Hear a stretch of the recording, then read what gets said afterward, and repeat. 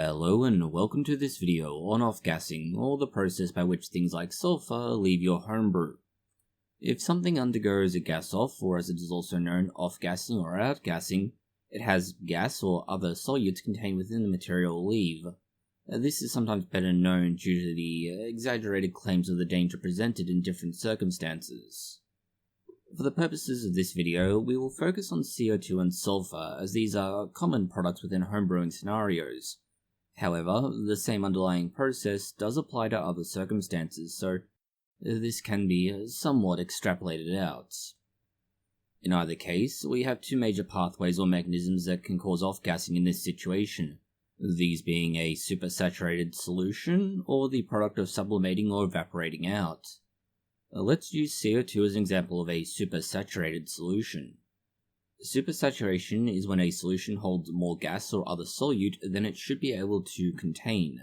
This can be done due to pressure, temperature, or similar outside forces. For example, if you take salt and you add it to boiling water, you can dissolve far more salt in that boiling water than you can to normal water. However, once that water starts to cool, the salt begins to solidify or precipitate and come out of suspension. In the case of CO2, we have something similar, and that it builds up inside the bottle due to yeast fermenting, and this takes the carbonating sugar and turns it into CO2. As the bottle has a finite volume, the excess CO2 leaves the brew at first. This creates a gas volume in the top of the bottle above the brew, or your beer, cider, or whatever it is you happen to be trying to bottle. Or, in the case of a primary fermentation, inside the fermenter. This pushes back down on the brew. The force of pushing back down on it keeps CO2 in the brew, thereby carbonating it. This keeps on going so long as there is a balance of gas above the brew pushing down, and gas in the brew trying to escape out and pushing up. As the volume of CO2 in the brew rises, it escapes. That is, until the pressure of the gas above the brew reaches an equilibrium with the content of the brew, or all of the carbonating sugar is consumed. It's going to be one or the other, and more likely when all the carbonating sugar is used up. This means you now have as much carbonation within the brew as you do above it in the bottle. Eventually, you get to a point where the bottle or can is opened. Suddenly, that pressure cap of CO2 is allowed to escape. Now the CO2 that has been dissolved in the brew has nothing pushing down on it, so it does not have the means to retain the excess CO2, or that state of supersaturation. This means it starts to gas off or escape from the solution. All of the CO2 within it that is supersaturated no longer has anything preventing it from escaping. Now we have sulfur by contrast, which evaporates away from your home brew, whether you add sulfur for stability or as a result of brewing wine or something similar. Sulfur does not stay in very high concentrations for very long, and that is because it vaporizes. In this context, it's specifically an example of evaporation called vaporization. In this case, we have sulfur going from a solute, which is the sulfur by itself in your home brew, through the surface tension of the brew itself and then becoming a gas. So there are three separate factors we need to consider. As per Wikipedia, evaporation is a phase transition from the liquid phase to vapor that occurs at temperatures below the boiling point at a given pressure.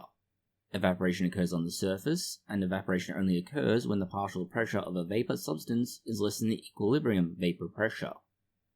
Ignoring the rather more complex and detailed explanation, we can apply an example instead. In this case, we have sulfur in your brew. It is normally a gas when not under pressure.